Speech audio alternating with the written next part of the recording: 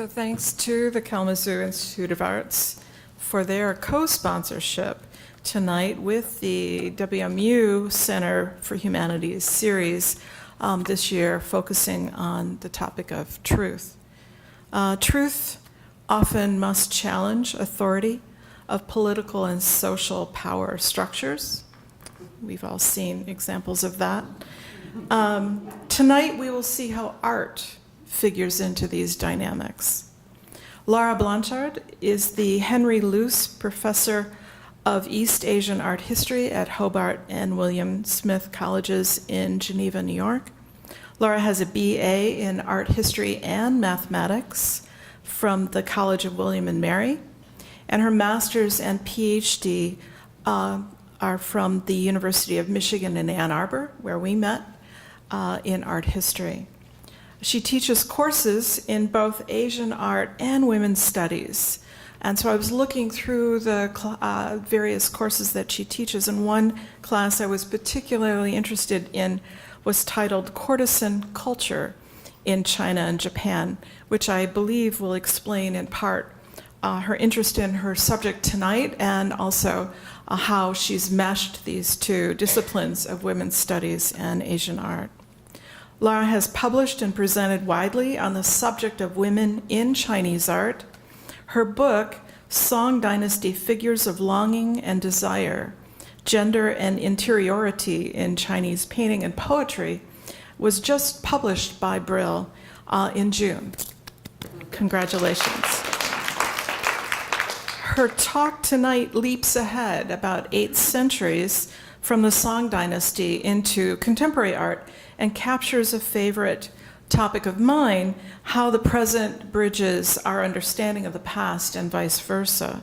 So let's all please welcome Professor Lara Blanchard as she presents Women Envisioning Women in Contemporary China, Subjectivity, Objectification, and the Problem of Authenticity in Art. Lara. Thank you so much for that introduction, and I'm so grateful to be here tonight. It's really a privilege to be able to speak to you, and I'm so grateful to the Kalamazoo Institute of Arts and the WMU Center for the Humanities for bringing me here. I am going to say that Mary Louise is right, that I normally work on much earlier periods of Chinese art history. This is a little bit of a leap for me, by about 800 years, as she says. And actually, one of the things I'm a little worried about is that this is going to be very shocking, because it may not actually at all conform to what your idea of Chinese art might be. Chinese contemporary art is really responding to a lot of global and modern trends. And even though I am talking about, you can see my title up here on the slide. I am talking about the problem of authenticity in art, and I'm talking about all these other things, but one of the things that I'm really doing is I'm focusing on a work in new media by a woman artist. And so we're going to be looking in depth at this video that was created in the year 2000 and what it sort of reveals about Chinese culture and Chinese art history. All right, I'm also going to say that I start out a little bit theoretical, and then I will get, I think, more accessible, so I'm going to apologize for that as well. All right, so here's the theoretical bit. The subgenres of Chinese painting, known as Shinu Hua, paintings of ladies, and Mei Ren Hua, paintings of beautiful women, with examples noted throughout the imperial era from the Tang to the Qing dynasties, have historically been associated with male painters constructing idealized female figures from a decidedly gendered perspective, predominantly, though not exclusively, for the enjoyment of male viewers. Beginning in the early imperial period, male poets and painters created an enduring image of women. Men often appropriated female voice to write about women's feelings, and artists developed visions of women's private lives that largely drew upon literature. They depicted women as virtuous and the object of a judging male gaze, or conversely, as consumed by their emotions and the object of a desiring male gaze. Those images that do evoke a woman's inner thoughts or feelings suggest the figure's subjectivity, but a subjectivity invented by the male writer or artist. When women poets and painters created female figures, they often chose to conform to the established male-authored modes of representing them, thus complying with the pervasive male-imagined subjectivity rather than asserting a distinctly female subjectivity, which might have shown something different. In some ways, such a cultural formation correlates to the Lacanian notion that collectively woman is a medium, not a subject, as the Chinese historian Tani E. Barlow observes. And Chinese feminist scholars writing in the late 20th century addressed the conception that women in imperial China lacked subjectivity.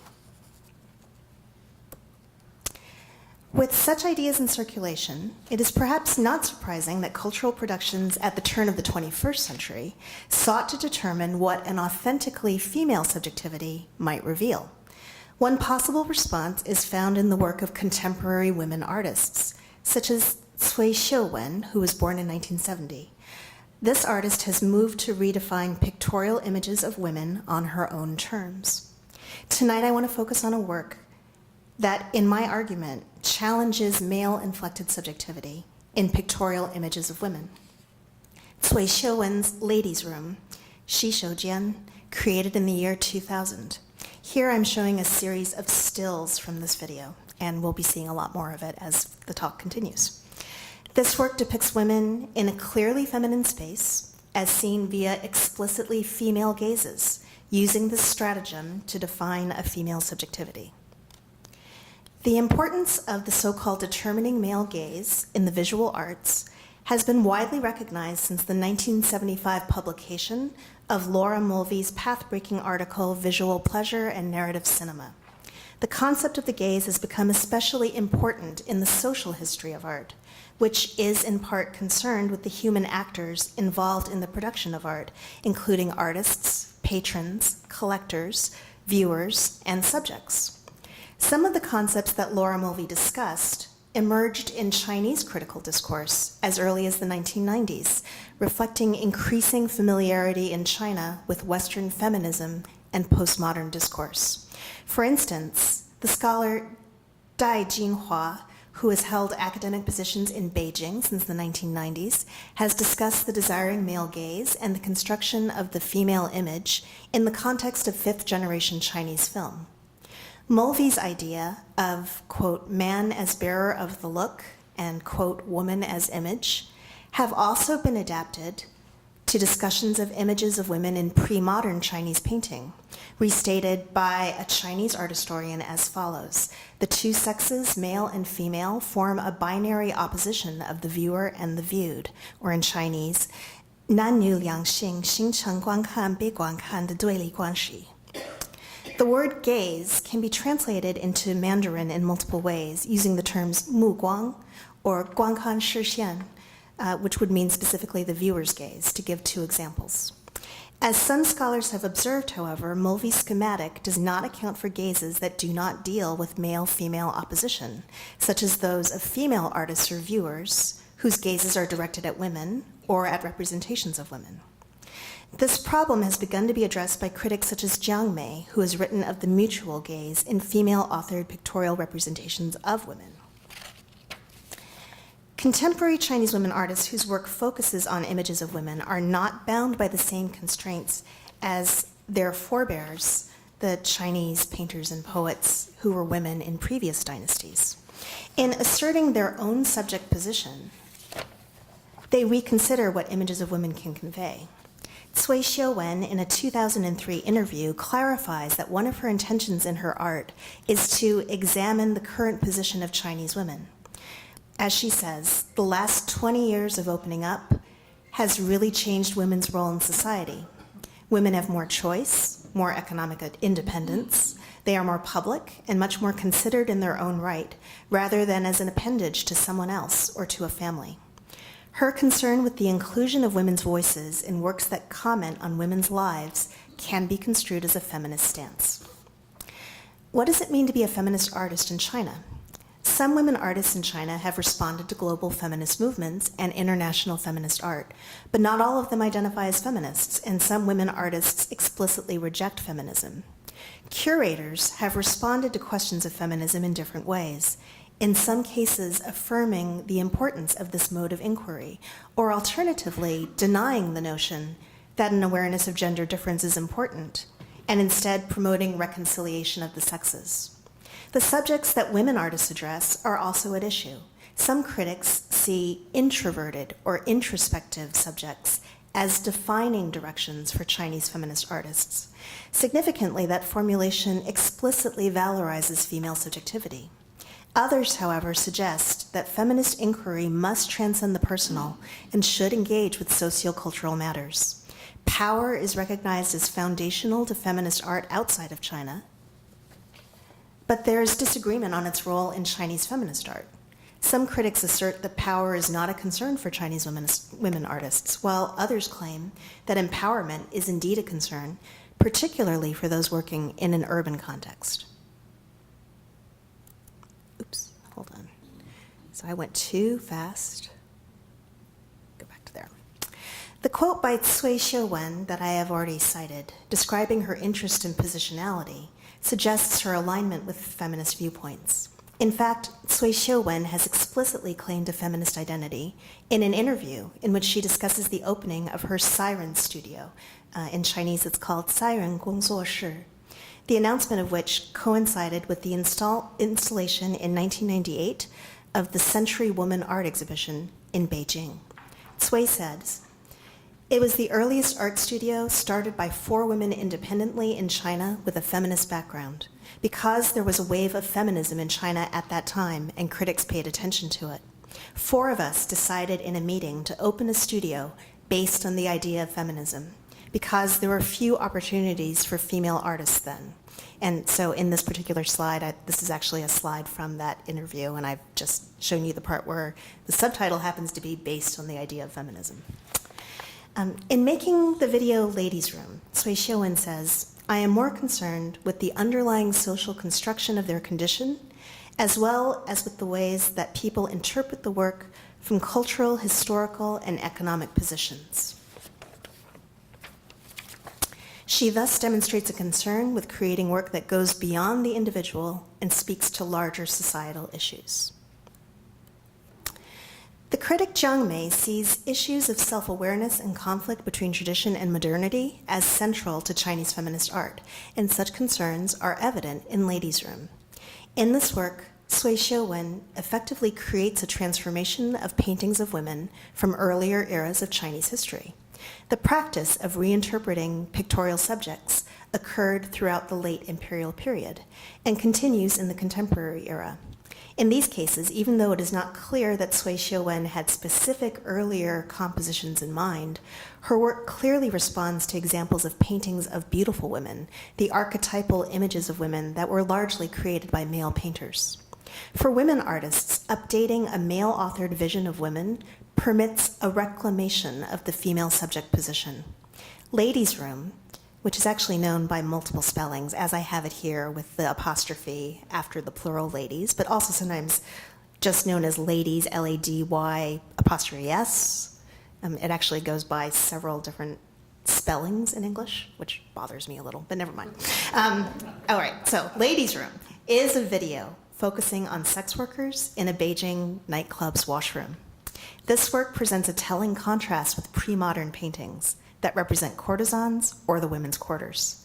Rather than presenting her subjects exclusively as the objects of male desire, Cui Xiuwen explores the public-private dichotomy and raises questions about authenticity. Oops. Yeah, I seem to be going backward. All right, forward. Her work is different in viewpoint from that of the contemporary artist Wang Qingsong, born 1966, whose photograph Night Revels of Lao Li, or Lao Li Ye Yan Tu, from 2000, which you can see at the top left, revises the Song Dynasty painting Night Revels of Han Shizai Ye Yan Tu, from about 1127 to 1200, somewhere in those years.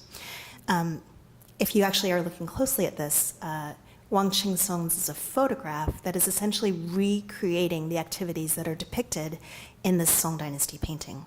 Both of them are supposed to be a portrayal of the interactions of courtesans and scholars. But Wang Qingsong's work depicts male viewers gazing upon luridly dressed, sexually objectified women, thus preserving the gender dynamic of the original work. Cui Xiuwen's work reimagines conventional images of women from a female authorial perspective, and can thus be understood as an example of feminist art, creating a subjectivity that is explicitly female and subverting the concept of the voyeuristic gaze as a path to visual pleasure. And in daring to create a video that depicts women in a space that shows the tension between a person's outer facade and private behavior, she challenges the viewer to consider what aspects of what we see when we look at these women are actually authentic. Ladies' Room, which is a video lasting fewer than 6.5 minutes, offers a behind-the-scenes look at a woman's washroom in a nightclub located in a Beijing hotel. A male patron of the Siren Studio first took Cui Xiuwen there, and she acknowledges being drawn to the ladies' room precisely because her host did not have access to it, because he was a man. The artist video presents a seemingly authentic vision of the habitués of this semi-private space. Numerous sex workers, each attired in a way that suggests their individuality, and a series of women attendants who wear the uniform of a modest white jacket. So in these stills, and I'm going to be showing you different ones eventually, here's one of the attendants in the modest white jacket, and then all of these other figures are sex workers. There's another attendant here. Cui Xiuwen videotaped what she saw in the ladies' room and used the footage to create a work of art. What happened in the ladies' room did not stay in the ladies' room. And this fact, coupled with the reality that we can now watch this video as if watching a film on a large screen in a theater, makes all of us voyeurs. We see the women in this video from the artist's perspective. But here in Kalamazoo, we are also acutely aware of our own perspective. We are also the bearers of the look. And the women in the video are going to be the objects of our gaze. So having said that, I think it's important to pause here and actually show you the video. The video has been uploaded to the website Vimeo, and I'm not sure who did that. I happened to stumble upon it while I was doing research on this artist. In the past, I have viewed an actual videotape of Ladies' Room, which was obtained from the artist herself, and I can affirm that the version that's on the internet, which is the one I'm showing you, is apparently a faithful reproduction. It's basically exactly the same. At any rate, as I said, it is a short video of about 6.5 minutes. It's not especially explicit, even though it does deal with sex workers. There is some momentary nudity. There's some swearing in Mandarin. After we have finished screening it, I'm planning to continue with my commentary on what it is that I think Cui Xiuwen is trying to do. So now I'm going to switch gears a little bit and go to the internet. All right. I think it was here. Or maybe not. Hold on. Maybe it was there. Yeah, I think this is it. Okay. Let me make this big. So it starts off silent, and then there will be music. And again, it's about 6.5 minutes long. Notice the spelling.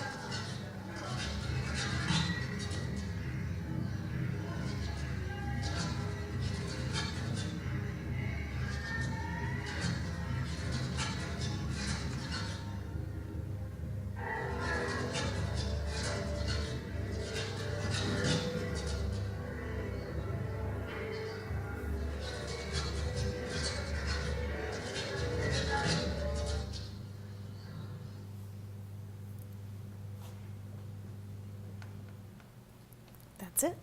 All right, switching gears again. Going back to my PowerPoint, if I can find it.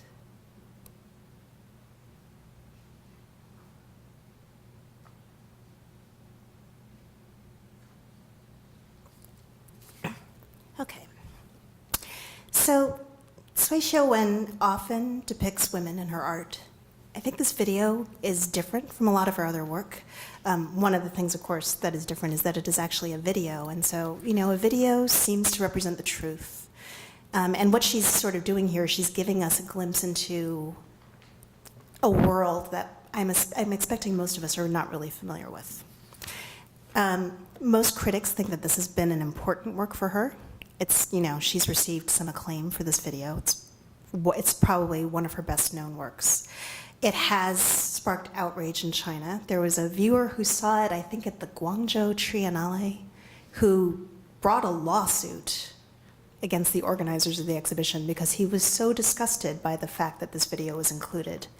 And when I've shown this video in the past, I've noticed that American audiences are deeply uncomfortable with the ethics of filming women's activities in this semi-private space. I'm not sure whether Cui Xiaowen had sought permission to film these women from them. She has indicated in interviews that her camcorder, which she was using to do this filming, was hidden. And that, of course, suggests that the women may not have been aware of what she was doing, even though some of them are clearly giving her inquiring looks at certain points in this video. But whether or not that was actually the case, you know, that she was doing it surreptitiously, I think that for the purposes of presenting this video as an authentic glimpse of what happens in the women's washroom, Cui Xiaowen needs to make it seem as if she were filming surreptitiously, even if she isn't. If these women were obviously aware of what she was doing, if that showed in some way in the video, then that would suggest that they wouldn't be behaving naturally, that they would be behaving like they would when you're being filmed, right? So that might suggest that they were actually performing in some way. And so what I'm saying is that even if the women did know they were being filmed, the artist might have chosen footage that doesn't actually reveal that. So it's hard to tell from the video itself whether the women agreed to participate or whether they were completely unaware. To create the video we have just seen, Cui Xiaowen shot footage with a Betacam recorder held at a low angle. In fact, I believe she had it concealed in a bag, generally standing to one side of her subjects. Then she edited the footage in order to present similar scenes together. So in this particular still, for example, we are seeing a representation of one of the many images in the half minute of silent images of women unwinding rolls of pink tissue, which you have at the beginning of the video. And what this is doing is establishing the setting as the ladies' room, but it's simultaneously evoking spools of videotape, which I thought was sort of interesting. Then, following this section with the tissue paper, there's about 4 minutes of material set to music, which shows women looking into the washrooms prominent mirror. The artist interrupts this segment with a momentary glimpse of the club's dance floor. That's approximately between 2 minutes, 34 seconds, and 36 seconds, so it's really just like 3 seconds long. And then after this interlude with the dance floor, the video becomes more invasive, and we suddenly have views of women adjusting their bras or actually undressing.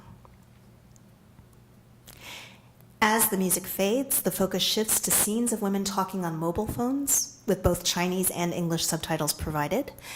And what they're doing in these conversations is they're arranging meetings with men, or they're arguing with people, or sometimes they're discussing their own circumstances. And these clips last for about a minute. In the conclusion, Cui Xiuwen features over a minute of images of women counting money, which is sometimes crackling audibly in their hands, and then concealing it in their clothing. Okay.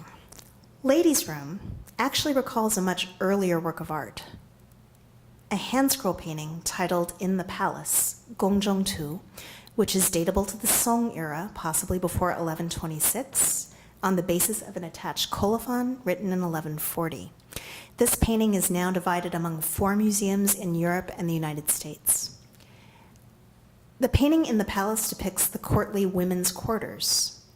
And what's similar about that with Cui Xiuwen's video is that Cui Xiuwen is also setting her video in a gender-segregated space. Both this painting and Cui Xiuwen's video feature similar content, showing women in various stages of dress, attending to their appearance.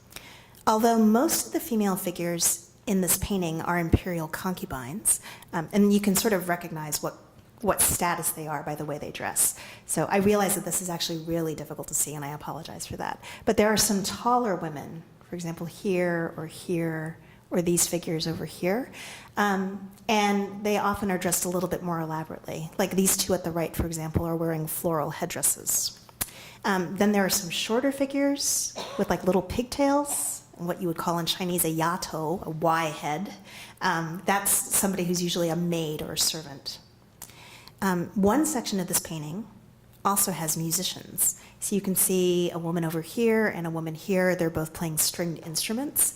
Female musicians in this era of Chinese history, the Song dynasty, were often palace courtesans. So these were entertainers that would be hired by the court to entertain at official banquets.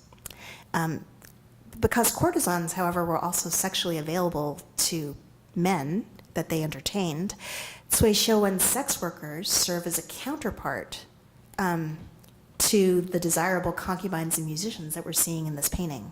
And then the washroom attendants in the video, who are responsible for cleaning the sinks and the floors and disinfecting towels in that space, actually correspond well to the maids and servants in this painting. So I think that Cui Xiuwen may have been thinking of a painting like this, if not this exact one.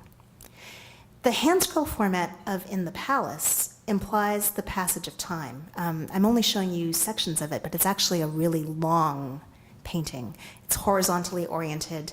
It would only have been viewed one section at a time, sort of moving from right to left.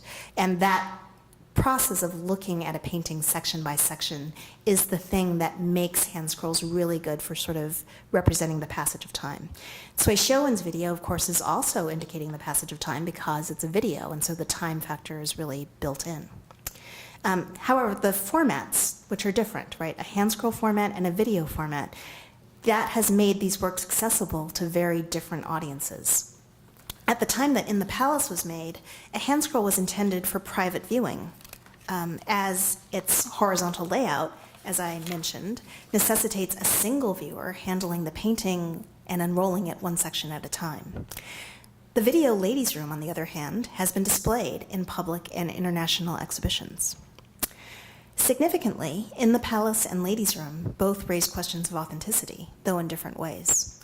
In the Palace is supposed to be a copy of an original work by the Southern Tang court painter Zhou Wenju, who was active between the years 961 and 975. Because his original painting actually does not survive, this is a copy, we can't determine how faithful the copy is to the original composition, nor can we determine whether the original was genuinely Zhou Wenju's work. So the fact that it's a copy already brings questions of authenticity into play. In the Song era, the practice of copying was sometimes intended to preserve compositions, which may have been a reason behind the creation of this version of In the Palace. But in other cases that I'm aware of, copyists substantially changed the content of paintings. Moreover, copies were sometimes passed off as original works, although the 1140 colophon for In the Palace, a colophon is an inscription that often appears at the end of a painting. This 1140 colophon for In the Palace is written by the scholar Zhang Cheng, whose literary name was Danyan Jusher. He was active between the years 1138 and 1143, and this passage that I'm showing you here is clarifying that this painting is a copy. Where the two works of art, In the Palace and Ladies' Room, principally diverge is in the different gendered perspectives of the artists, and this has implications for the authenticity of the artists' representations of their pictorial subjects. In the Palace reflects an unmistakably male subjectivity. Zhang Cheng's colophon identifies it as representing the male painter Zhou Wenju's interpretation of court ladies. The original painting may have been intended for the Southern Tang Kingdom's last ruler, Li Yu, who reigned from 961 to 975. But the patron of this copy may have been Zhang Cheng himself. Where In the Palace reflects a male artist's and male patron's viewpoint, though, Ladies' Room insists on its female author's vision. Oh, this is a terrible slide. I don't know if you can make anything out. I'll try to talk you through what we're seeing here. Both In the Palace and Ladies' Room are playing upon the concept of the voyeuristic gaze.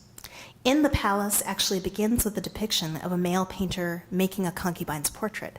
So that's actually what we're seeing here, but I realize this is a difficult, this is a painting that is approaching 900 years old. It's on silk and in ink and not colored in, and that makes it difficult to read in any case. The age of it is partly the issue here.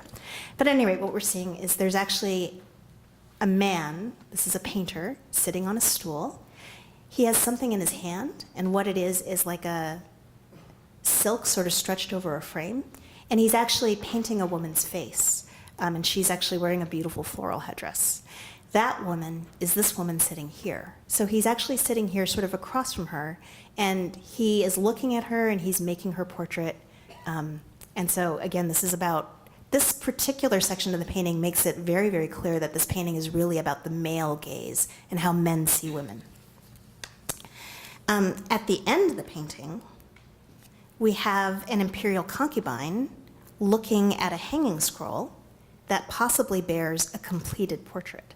So that woman is sitting here, and she's looking at something that's being held by this maid.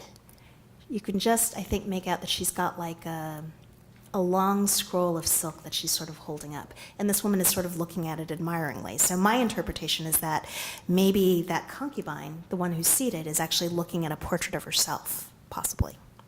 So these two figures, this concubine who's looking at this painting, and the court painter at the beginning of the painting. Those are among the first and the last figures represented in this painting, and both of them are emphasizing the act of looking. They clarify the subject of In the Palace. What I suspect is really going on in the entire painting is based on a story that may be apocryphal, but it is a well-known story. Some emperors allegedly relied upon portraits of their court ladies when they were trying to choose a sexual partner. And here the idea is that the emperors have so many imperial consorts that they couldn't actually possibly know them all. So when they were trying to decide who they want to spend the night with, often what they would do is they would rely on a portrait of the woman. So there's a famous story about that happening in the case of an imperial concubine of the former Han dynasty named Wang Zhaojun, who famously was actually the most beautiful of all the concubines, but failed to bribe the court painter. He painted her as really ugly, and then the emperor never met her. At any rate, we might describe this particular practice as grounded in the concept of a male viewer expressing desire for an objectified woman through the mechanism of the voyeuristic gaze. And because many of the concubines depicted in the Palace seem to be contentedly preparing for an encounter with the emperor, it is clearly evoked here. Moreover, the hand scroll in the palace itself, because it appealed to male viewers, attests to the reflexive pleasure that those viewers would take in looking at images of women who appear to recognize themselves as objects of a desiring male gaze. The concubines beautify themselves, assessing their mirror reflections. Here we have a maid holding a mirror for this woman who's doing her hair, and we can see the woman's mirror reflection right here. Sometimes they're applying makeup. This young woman actually has a pot of something red in her hand, and she's applying it to her lips. Sometimes they're bathing. So this woman is sitting on a couch. There's an enormous basin of water in front of her, and she's getting ready to take a bath. These aspects where they're beautifying themselves, these are actually aspects of their idealization, because these female figures are shown as entirely engrossed in making themselves more attractive to unpictured men. Laura Mulvey's conception of woman as image and man as bearer of the look aptly describes the dynamic within the fictive realm of In the Palace, as well as between the depicted figures and the painting's male viewers. A male viewer of the painting might identify with the depicted portrait painter at the beginning, or with the putative male patron, the one who commissioned the painting, reinforcing the importance of male subjectivity. The subject position of a female viewer similarly requires complicity with male subjectivity. To identify with a female figure, she must accept herself as a fetishized object. To identify with a male bearer of the look, she must deliberately assume a male perspective. Cui Xiuwen's video, similarly, is largely about different iterations of the gaze, but it concerns what is revealed among women. Her own authorial gaze is primary. Throughout most of the video, the sex workers are involved in making themselves more appealing to unpictured men, but the artist privileges the sex workers' mirror images, meaning that viewers see these women as they see themselves in the mirror. Thus, we also recognize the importance of the gazes of the female subjects themselves. Occasionally, the video's focus shifts away from the mirror, first in this dark 10-second shot of a woman seen from the side who is emerging from a toilet stall and pulling up her pants, or second in this momentary cut to the dance floor, and then third, when the artist points her camera directly into a toilet stall, capturing a woman pulling her underwear up and her dress down. These particular interludes help the viewer to realize that despite the women's concern with beautification, Cui Xiuwen's video is not presenting them as idealized figures. The female gaze serves as the primary mode of interaction within this space. The sex workers interact with their own reflections, like this woman applying her lipstick. She's creating a gaze that's implicitly circular, right? She's looking at herself, her mirror reflection looks back at her. Or sometimes the sex workers are stealing glimpses of one another in gazes that are not returned. And here I really sort of love this woman who's sort of like giving this sidelong glance to this other woman, kind of in a judgmental way, I think. In some of the frames, a woman appears to glance sideways at the artist herself. And in this particular frame, the artist is sort of cut out of the frame, but we can see her hand and her silver camera. And then I think this woman is actually looking at her in the mirror. She's actually like sort of meeting the camera's gaze, but I think she's actually looking at the artist herself. The attendants in ladies' room, like this one, sometimes look at the sex workers covertly, usually from a discreet distance. When an attendant moves among the sex workers, she often looks down and refrains from engaging them directly. So in this case, their gaze is really being averted, and I think that's an important thing to notice. In an interview, Cui Xiuwen has commented on the attendants' expressionless faces, using the term mianwu biaoqing, and she also comments on their professionalism, which she refers to as jingye.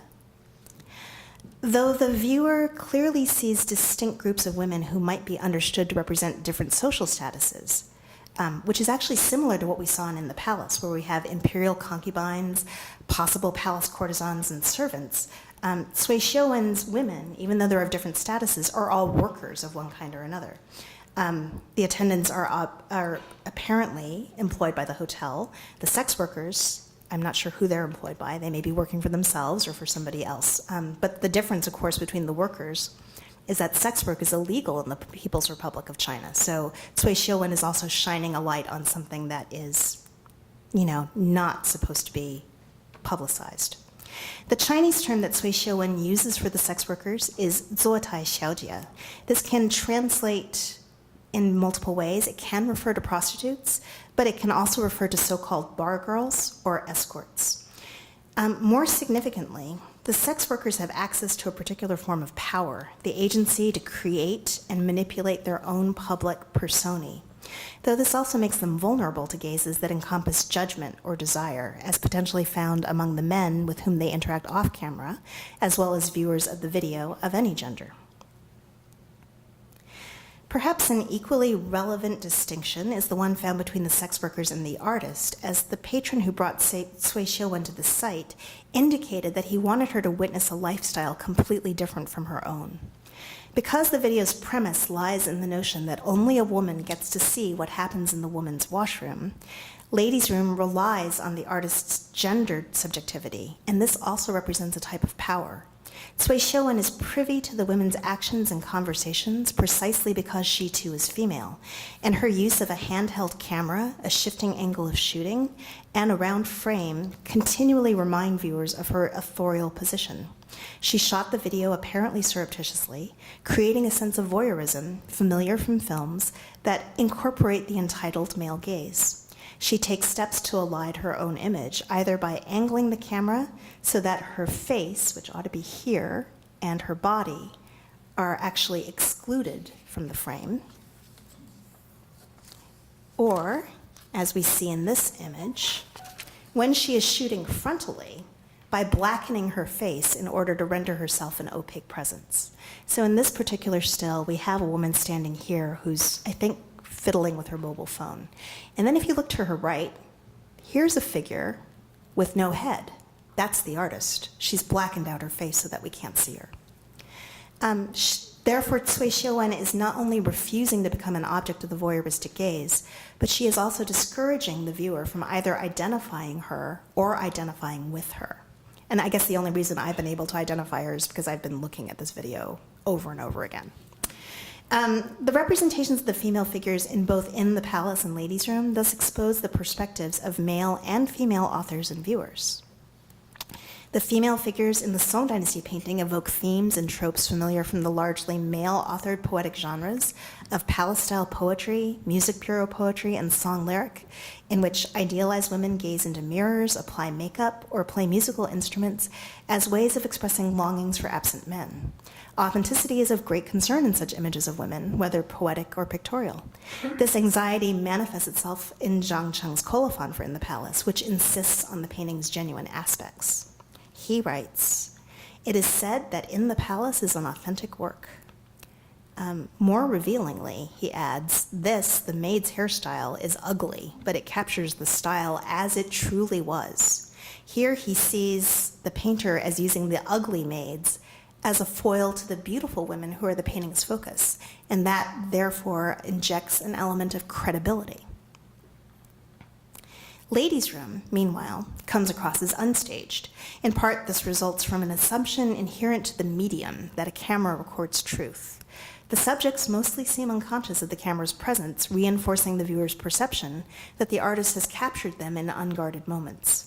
A second assumption informs the viewer's perception as well, that a sex worker may perform a desirable persona in the presence of clients, but behave differently in a way that more genuinely reflects their personhood outside of that performance.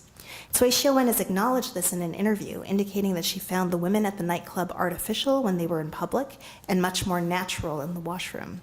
What transpires in the washroom ruptures the facade that these women maintain in the presence of men, and the fact that viewers recognize the rupturing of that facade means that we think we are capturing a glimpse of the real women behind the masks. Nevertheless, Ladies' Room is not an unmediated glimpse into the real lives of sex workers. Cui Xiuwen is manipulating her footage in multiple ways. Most obviously, she controls the order in which scenes are presented. She also adds sound. Early on, we heard snippets of thumping music at varying degrees of clarity, as if through a door that was opening and shutting again. And then later on, we have a section in which The artist is overdubbing fragmented images with a much longer musical passage. Finally, her addition of Chinese and English subtitles directly acknowledges her expectation of both a domestic and an international audience. In these respects, the artist does not conceal her editing, emphasizing that we see the women from her point of view, that of a global feminist artist. Significantly, the viewer of Ladies' Room is compelled to adopt an outsider's perspective, which is naturally Cui Xiuwen's perspective too, given differences of social class between herself and her subjects. First, the round frame brings to mind the shape of a lens or a peephole, underscoring the sense of voyeurism. Second, most of the action is shown reflected in the mirror, creating an illusion of a three-dimensional space beyond it that is irrevocably separated from the viewer and cannot be entered. Third, the artist does not use her footage to create a cinematic narrative. These visual strategies make it difficult to identify with any of the figures, precisely because of the viewer's inability to forget that he or she is on the outside looking in, trapped at one remove from the depicted events. The audience of Ladies' Room cannot escape its female artist's authorial subjectivity. Unusually, her viewpoint is privileged because she is female, and she directs how we see her subjects. In an interview, Cui Xiuwen revealed that in making Ladies' Room, she intended to explore the public-private dialectic, not comment on prostitution. Indeed, her video differs from earlier images of courtesans, which sometimes represent women interacting musically or sexually with men. Cui Xiuwen's decision to investigate the milieu of the washroom shifts the focus away from the prostitute-client relationship. Her access to the washroom, an outsider's curiosity about what takes place there, makes this communal gendered space an ideal venue for an inquiry into issues of privacy. Film scholar Shuqin Cui suggests that explicitly feminine spaces are relatively rare in contemporary China. Cui Xiuwen's take on this topic is different from that of In the Palace, which, again, represents a male painter's imagination of an area generally off-limits to men. Since the ancient period, spaces that were inner, nay, were conceived as feminine and private, in contrast with spaces that were outer, masculine, and public. It is significant that In the Palace begins with a depiction of a male painter permitted to enter the inner quarters in order to make a portrait. The figure embodies the male authorship of In the Palace, and he provides a sense of transgression while lending authority to the painter's voyeuristic vision of the space. Ladies' Room suggests that the division between public and private is not clear-cut. The space is neither wholly public nor wholly private, but a gray area between the two extremes.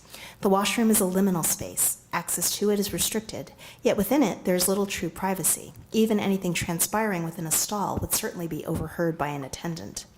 Cui Xiuwen, in training her focus on the mirror, as she does here, actually we can see her whole blackened figure here. In training her focus on the mirror, she is recording activities that take place in full view of those inside the room.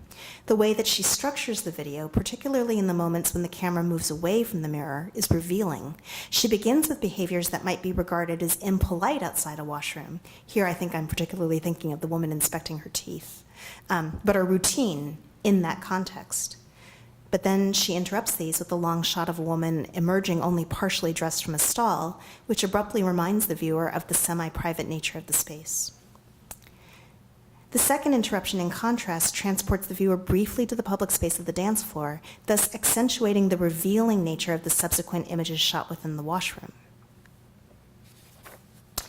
We last see a breakdown of ordinary boundaries, underscoring the artist's invasion of the women's privacy.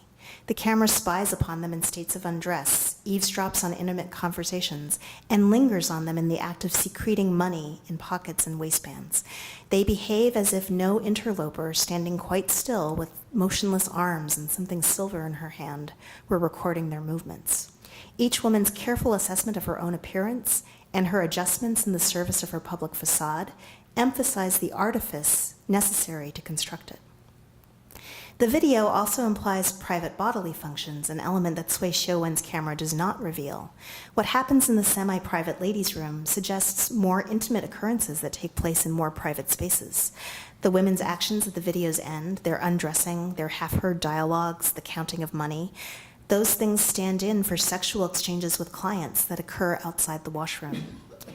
Everything they do is one-sided, however, prompting the viewer to imagine their male counterparts' role in their interactions.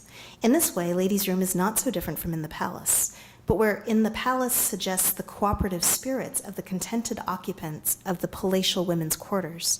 In other words, figures that are clearly idealized, Cui Xiuwen presents a grittier, unexpurgated version of these sex workers.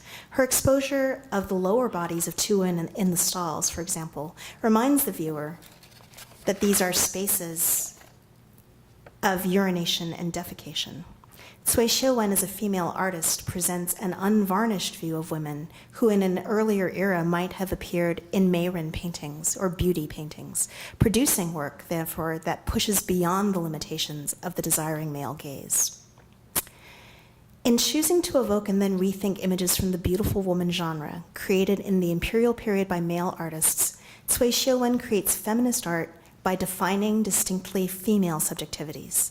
This artist, who aligns herself with feminist approaches to art, refuses to conform to the male-defined conventional imagery of women and rejects the constraints imposed by male subjectivity.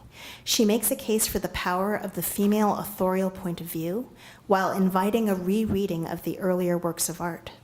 Cui's ladies' room, in effect, destroys the illusions of the generic beautiful woman and raises questions about authenticity and privacy.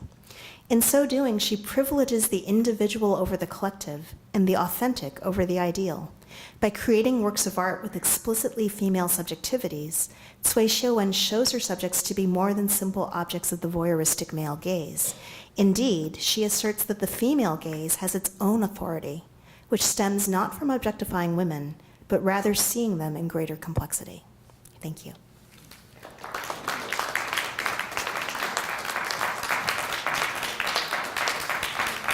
I agree. And again, this is exactly, I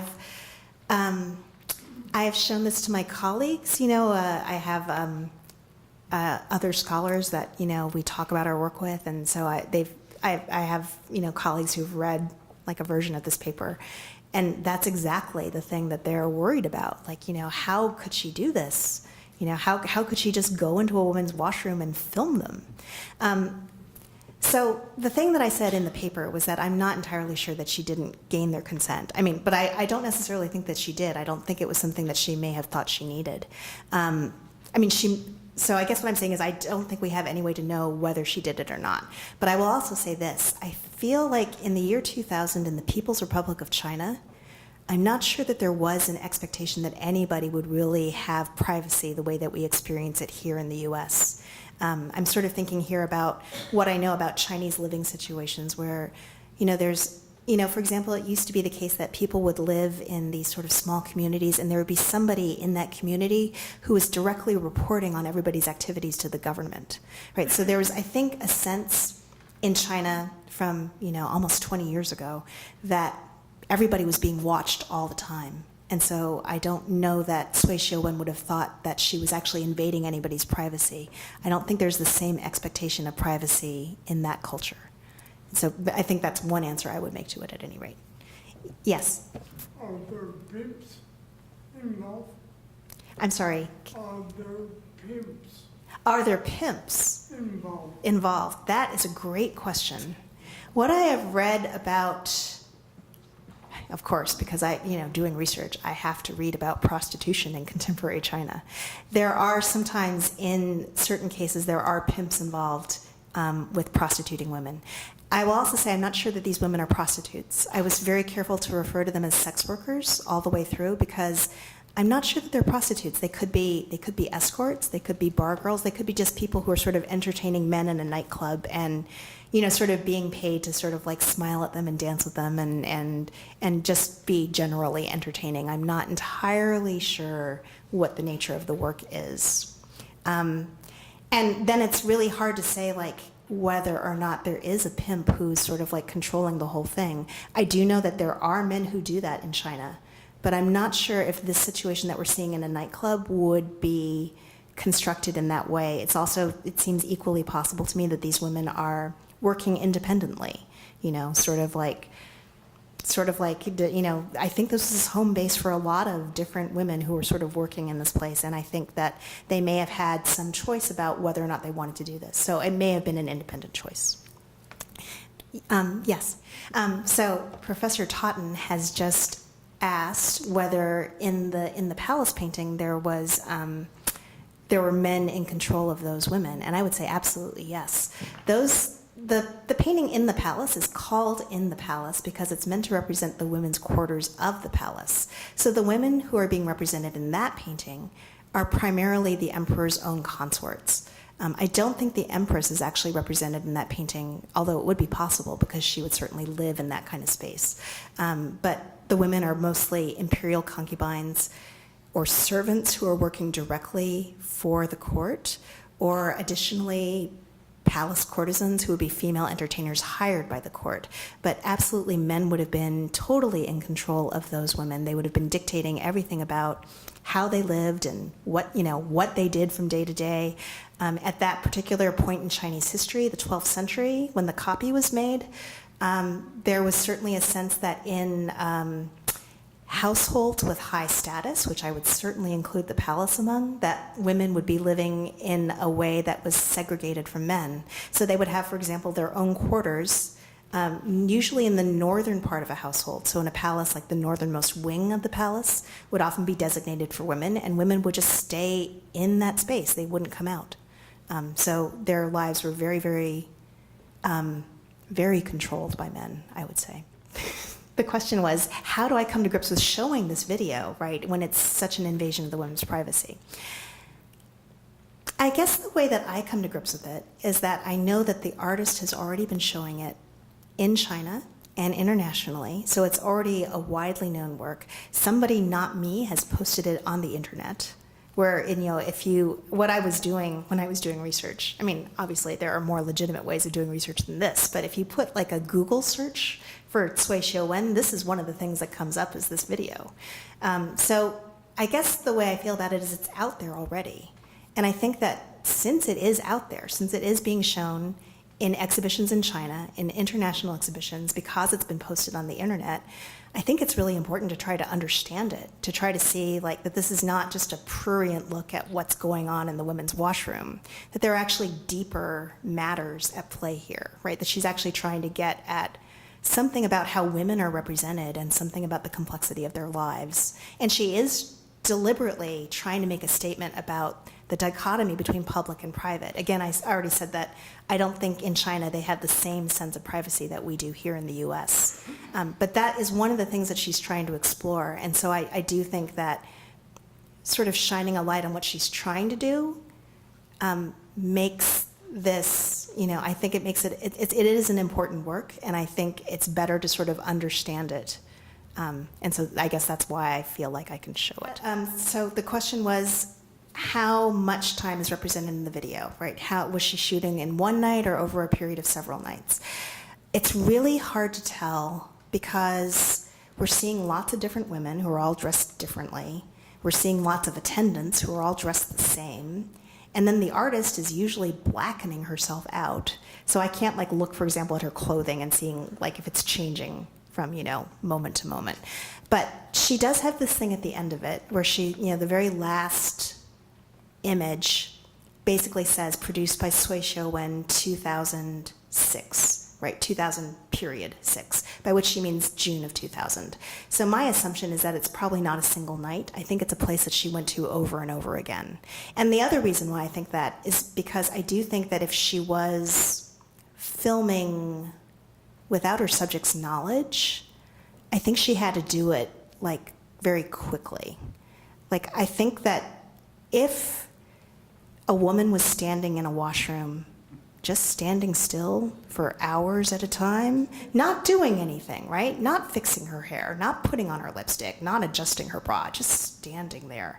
I feel like that would potentially alarm people. Like they would start to realize that something was up. So I do think it was probably done over multiple periods of time and just like in like momentary, like she just captured things and then like moved on. Except my impression is that it's hard to say like if there are women going to this nightclub as guests of men, like as a, like on a date, for example, like in a relationship, that's harder to say. It's possible that some of those women were just in a relationship with the men out there. I'm not sure.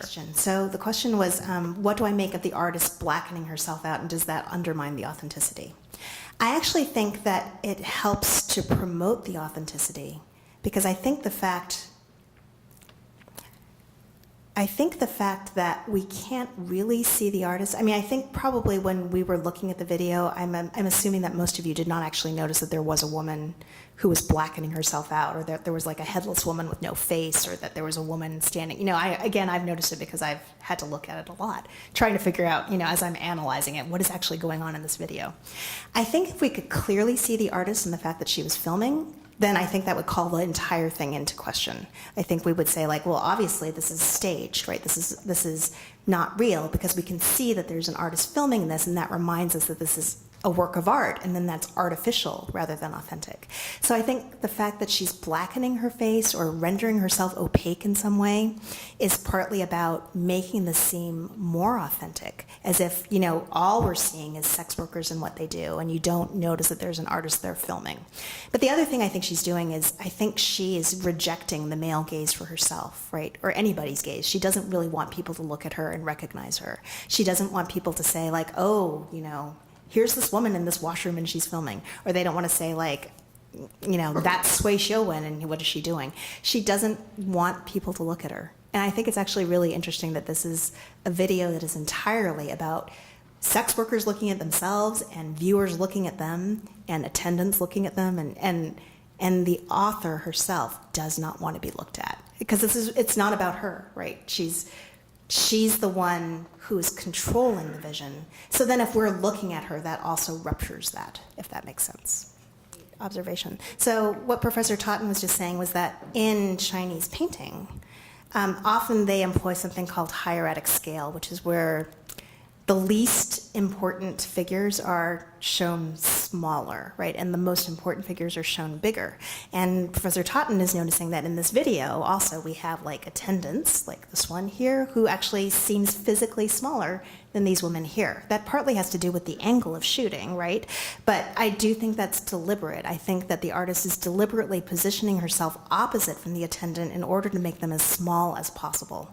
And that really, again, focuses our attention on these women instead.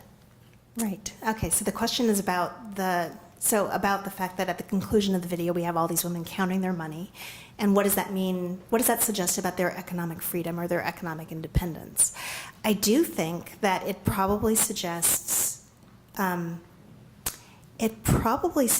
that they are able to participate in China's consumer culture, right? And certainly I think when we think about China now, China is really interesting society, right? Because the way that capitalism has played out there, I think, is really interesting. So I do sort of think of these women as like having the ability to like purchase things and like, things that they want for themselves or things that they desire. And that, of course, is also a form of power, right? So I think that's actually a really important thing to notice. And other than that, I don't really know what to say about their lives. You get the sense from reading the subtitles, right? Some of these women seem incredibly unhappy. There's this one woman, I don't know if I have a still of it, but I remember her from the video very clearly saying that she has no friends because they've been cursed away, Or like this woman who's like, she's arguing with somebody on the phone and she's like saying, well, I'm going to tell your wife we're having an affair, right? That's what we're seeing right here. I do think that they have like a certain kind of economic independence, and they have the freedom to sort of like create like this persona of themselves where they are the ones in charge and the ones in power. But it seems to me that at least the way they're represented here, the reality of their lives is that they're really unhappy people. Thank you all so much. Oh wait, I think there may be one question in the back. Is that right? Yeah. Yes? I was So one curious, last. Do you know how this work has been received by the Chinese people? Other than the case of the one guy who was so disgusted by it that he tried to bring a lawsuit, no. I do think that Chinese audiences are very familiar with the kinds of works that are being produced that we would call new media, right? Things that are performances or installations or videos. I don't think they would have been shocked by this. I think they would have actually been interested in the kinds of things that the artist was trying to say. I do think that there are some people who, are not interested in seeing images that they perceive as scandalous. And actually, a lot of the images of women that I've worked on in the past were also perceived as scandalous in various ways. They would say things like, "Oh, why would you make a painting like this and then leave it to the world? After one look, you can throw it away," right? So, this kind of topic has, it's for some audiences, it's just not appealing, right? I think that's the case in every period. Okay, thank you all.